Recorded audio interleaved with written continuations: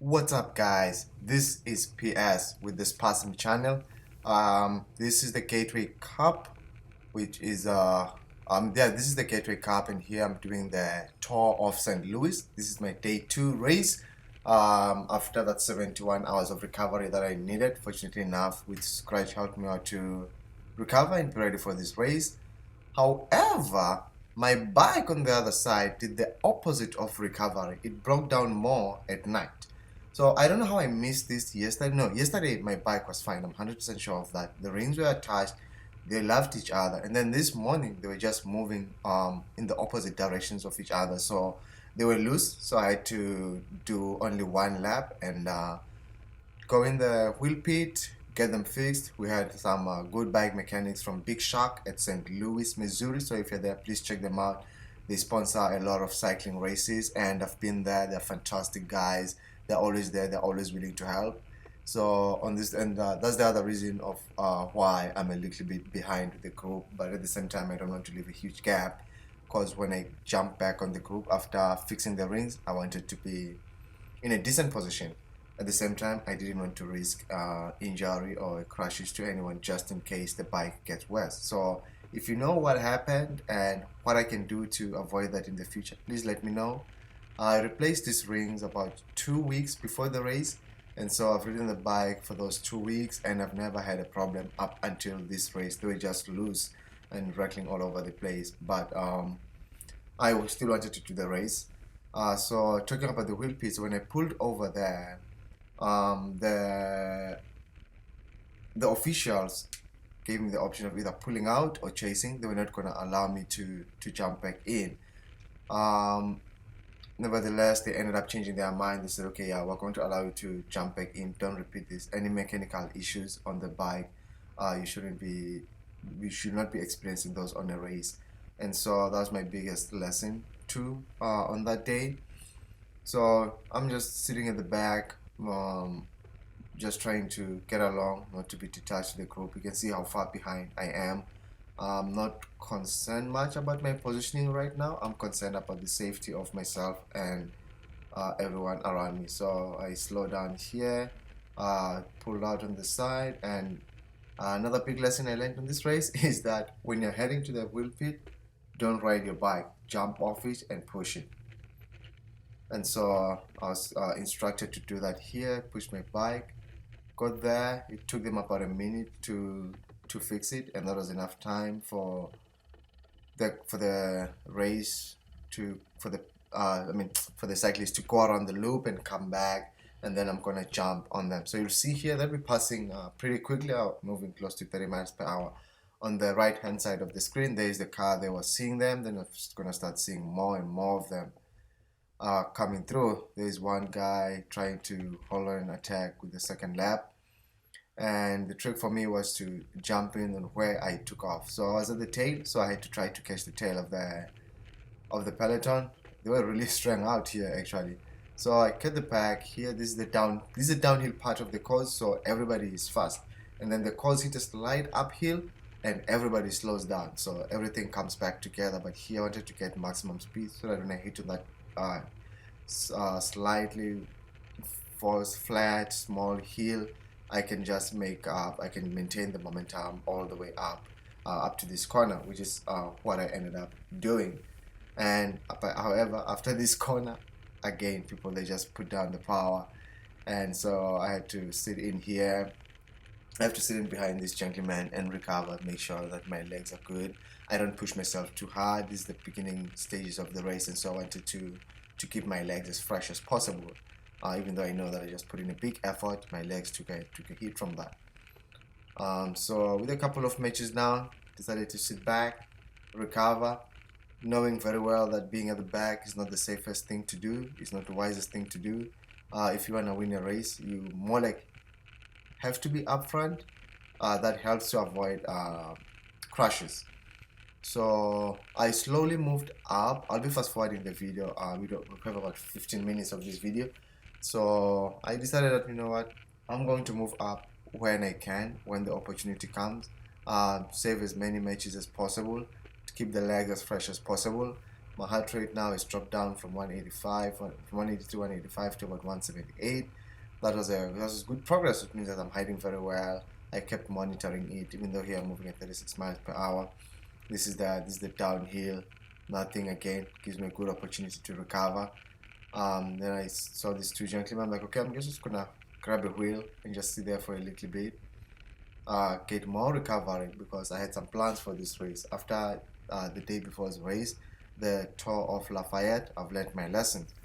Um, Grab a wheel. Don't try to perform. Don't try to look for a stage. Again, this is bike racing, and trust the wheel in front of you. That's the hardest part of bike racing, but that's the key thing. That's what is required.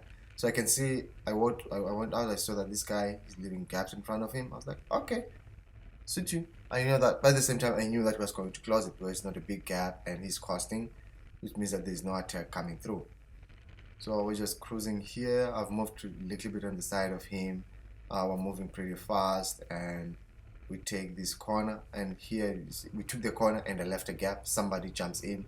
This is a race. This is cycling. Cyclists hate vacuum. You leave a gap and there's somebody behind you. That person is either gonna scream at you or they're just gonna come around you and shut that gap and get in front of you, which is further pushes you back. Now you have two bikes to pass if you want to move up. So I see this gap here. It was a little bit dangerous, but at the same time, I wanted that free flow. Again, you can see I'm not putting any power, but I'm just this is the extra speed I made at going downhill. Unfortunately, I had to brake here just because I don't have that experience of taking corners like that at that fast speed, and there's the people in front of me. That's the other fun part about being up front, is that you control how you decide how you're going to take a corner. With few guys in front of you, you're more likely to take the shortest line and to be able to maintain momentum, so you don't have to do the braking and going, which waste a lot of energy. So now here I've moved up a little bit. I'm in the pack. I decided to sit in again, making sure, trying to keep my legs fresh. In cycling, it's all about keeping the legs fresh and positioning. You can have all the fitness that you have in the world, but if you're not keeping your legs fresh, you're going to suffer at the end. So just chilling here, taking the corners, trying to look how far I am from the front. I was still a little bit behind than I would have loved to. And then here somebody, I think, launched an attack up there. That's why you're seeing the speed go up. At the same time, it's downhill, everybody is costing. It's like, okay, I'm gonna chill in this guy's wheel and just enjoy free ride. That's how it is. You find a wheel, you enjoy free ride. And somebody behind you is also doing the same thing. My heart rate is going down 164. Yes, the legs are loading. I'm getting ready. It's still a long way in. I mean, we still have a couple of more minutes to go, but I'm just like, yeah, it is what it is. Fast forward again, I decided to take the outside. If you notice, every time I'm on the straightaway on the finish line, there's always a gap on the right hand side of the screen. There's always a small gap, and so I decided to stay here because I had something planned. After spending some time in the pack, I knew that it was time for me to move up. It was time for me to make a move. Again, I have to work on my cornering. My goodness, look at that! I take a corner, I leave a big gap, and somebody fills it up. So here, this point of the race, I decided to move up a little bit, just not to be too far from the lead pack up there, just to see how things are going, who's controlling what's the speed, and you can see we're costing down here. I mean, it's free speed again. I'm not gonna stay in the pack and be touching my brakes. This is the corner now to the straightaway. That's why I decided to take the outside. You can see that people are still moving in. When I check the outside, even though I'm maintaining the speed, but on my inside, there are always people going up in front of me if you can keep your eyes on the left. So here I see the gap. Again, I see the space on my right. I'm like, okay, I'm still gonna move up just a little bit. Take that risk, get battered by the wind. I almost went to that gap, but I decided not to. Like, okay, yeah, go ahead. And I'm waiting for that opportunity where we're hitting a hill and nobody is willing to no one is going to chase because everybody is chill. That's the nature of the race. That's how the race has been. Everybody that gets to that small, it's even a tiny hill. Most of the guys will relax. My heart rate is a little bit up. My body is feeling jolly, of like, okay, the opportunity is coming. Get your legs ready. So try to maintain my position here fight. And the other key part that I was practicing here is to defend my position, of which I was doing a very, very terrible job. So I think on the again, the more experience you have on the bike, the better you become. So here I see a chance, I launch.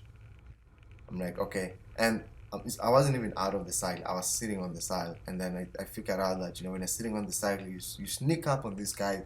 They don't expect you to be moving that fast. They don't expect you to attack. So here, most people rest. I take this corner. I'm like, man, it feels good to take a corner up when you're up the road and no one is in front of you to distract you. You kind of take the nicest line. You don't just take any random line because you don't have the choice. You have the options. I see the car in front of me. I knew that, okay, let's go. Let's see how far I can go. My heart rate is up at 195. That's my maximum heart rate for this season. I didn't notice that on the race. I was like, I have to go. I think we have about 5 laps to go here. And I'm just hammering it. I'm like, I hope there'll be guys that can just jump in and then we can work together. So I just kept at it. I kept looking back. And the other thing that I want to learn is not to look back, is that when I launch, I launch. I mean, I shouldn't look back to see what's happening, but I shouldn't look back with the fear of getting caught. I want to look back to see what's going on so that I can be able to respond when something is happening, not to look back with the fear of getting caught up. That's what I want to learn. So here I'm just like, okay, let's keep going. My heart rate is still like above high 90, so I know that my legs are taking a beating here. My heart is up. I'm working. I'm pushing it. I'm like, okay, I think I have a gap. I don't think I opened about a 4 or 5 seconds gap. And then this guy's caught me. What would happen when this guy pulls through?